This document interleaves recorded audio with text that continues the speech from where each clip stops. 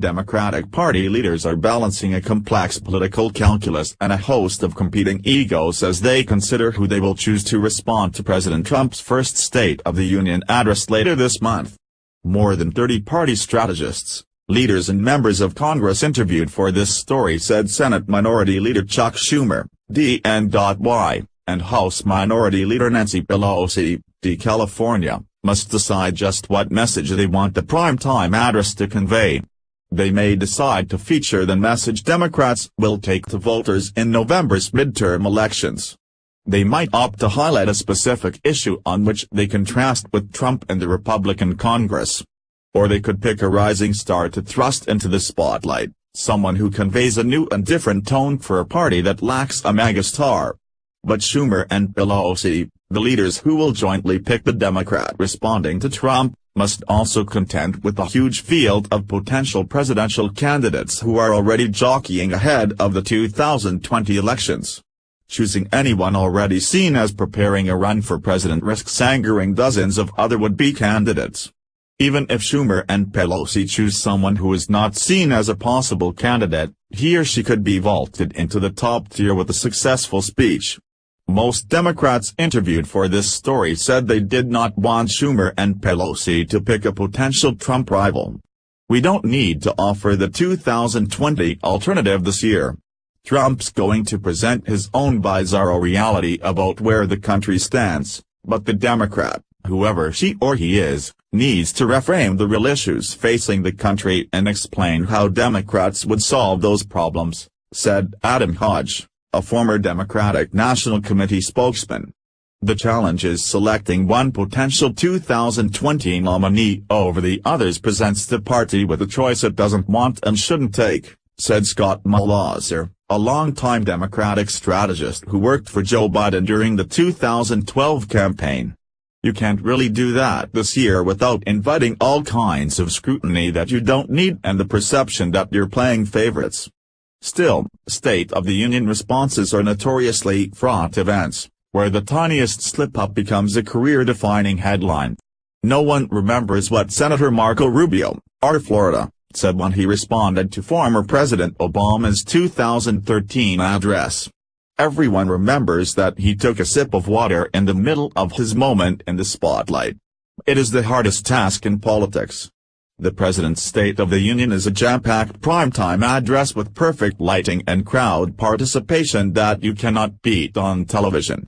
And then you ask somebody to follow it with basically a chair and a studio, said Josh Holmes, a former chief of staff to Senate Majority Leader Mitch McConnell, Archie. Advertisement asked who he would pick. Ron Klain, the former chief of staff to Vice Presidents Joe Biden and Al Gore, said he would choose his worst enemy in politics. The win-loss record of State of the Union responders, both Democratic and Republican, largely matches the win-loss record of the Washington Generals in playing the Globetrotters, Klain said in an email. When Obama was in office, McConnell's staff and representatives from then-House Speaker John Boehner's office would huddle months before the State of the Union to build a list of possible responders. They consulted with other party leaders, including the chairman of the Republican National Committee, before presenting a shorter list to McConnell and Boehner, who would make a final decision. At times in recent years, the response has been meant to convey different messages. Senator Jim Webb's DV response to President George W. Bush's 2007 address sought to illustrate a Democratic Party unified against the war in Iraq.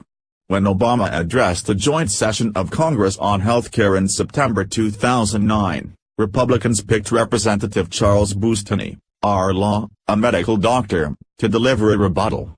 Republicans focused their efforts late in Obama's term on illustrating the party's gender and racial diversity, tapping House Republican Conference Chairwoman Representative Kathy McMorris Rodgers, Washington, in 2014, Senator Joni Ernst, R. Iowa, in 2015 and South Carolina Governor Nikki Haley, now Trump's ambassador to the United Nations, in 2016.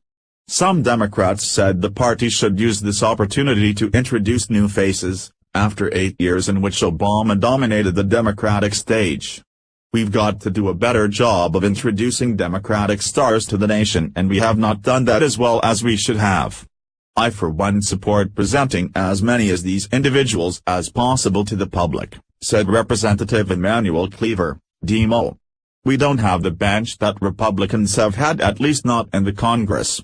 There is no consensus favorite among Democrats this year, though several competing camps have emerged. Some Democrats favor a speaker who would demonstrate the party's electoral wins in the Trump era. Others want to show off a female voice, at the height of the Me Too movement. And some want to try something completely out of the box, picking a messenger from outside the world of politics altogether." Among the first group, Senator Doug Jones, D. Alabama, and Virginia Gov.elect Ralph Northam, D. stand out. Northam won his race in November by a surprisingly large margin, while Jones became the first Democrat in a generation to win a Senate seat in Alabama. Some suggested the two newcomers give the Democratic response side by side. Together, they'd send a message that Democrats win by offering a positive policy-driven message, preferably one that emphasizes jobs and fairness, and that, in this current environment, can work in a lot of unexpected places, said Craig Verroga, a Democratic strategist who oversaw the party's House of Delegates races in Virginia last year. In the second group, several party strategists mentioned potential 2020 candidates like Sens. Kamala Harris, D. California, and Kirsten Gillibrand, D.N.Y. Others pointed to Senator Catherine Cortez Masto, D. Nevada, who is not seen as a possible 2020 contender.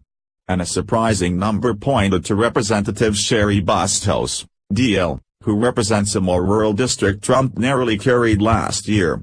Former Representative Ellen Tauscher, D. California, said she would like to see Senator Dianne Feinstein, D., whom Trump attacked this week, give the address. She has unparalleled responsibilities to get to the bottom of Russian interference in 2016 election, which I think is most important issue Trump and Republican majorities continue to ignore, call a hoax and discredit, Tauscher said.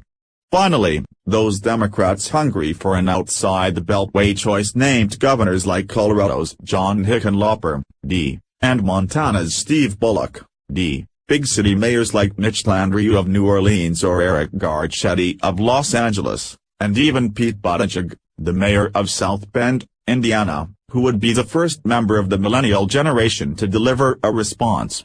Some suggested someone who is not in politics at all, like a teacher or a dreamer. I'd pick a woman who teaches in a public school, to talk about the impact the state and local tax deduction is going to have on public school funding, and to set the stage for this year's battles by talking about protecting Social Security and Medicare for working people, said Jeff List, a Democratic pollster. All of it while hammering home that Washington is working for corporations, not regular people. There are no rules and few standards for offering a response to a State of the Union address. Since the first response, offered by Senate Minority Leader Everett Dirksen, R.L., and House Minority Leader Gerald Ford, R. Michigan, parties have tried to offer their alternatives from inside the Capitol or from the heartland, alone or in groups, living in pre-recorded videos.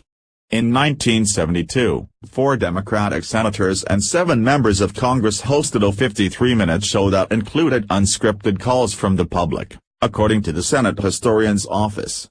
In 1974, Senator Mike Mansfield, D. Montana, responded to President Richard Nixon's State of the Union the day after Nixon addressed Congress. Democrats skipped altogether a response to President Gerald Ford in 1977. And in 1984, Democrats set a record by showcasing 13 responders, ranging from former Vice President Walter Mondale to Sens. Robert Byrd, D.W. Vey, and Joe Biden, D. Dell, House Speaker Tip O'Neill, D. Mass, and a young Representative Barbara Boxer, D. California. Schumer and Pelosi might even decide to keep the response for themselves. Opposition party leaders have responded to the president on 21 occasions, most recently in 2005, when Pelosi and then Senate Minority Leader Harry Reid, D. Nevada, responded to President Bush. But, Holmes cautioned, The more ambitious the setup for an opposition response, the more likely the night could end in spectacular disaster. "You can get way too cute in a hurry," Holmes said. "If you try to do too much stagecraft or if you try to go outside the lines of a seasoned professional or politician, you really are rolling the dice." Representative Hakeem Jeffries, DN.Y, said the State of the Union response pick will have long faded by the time November's midterms arrive.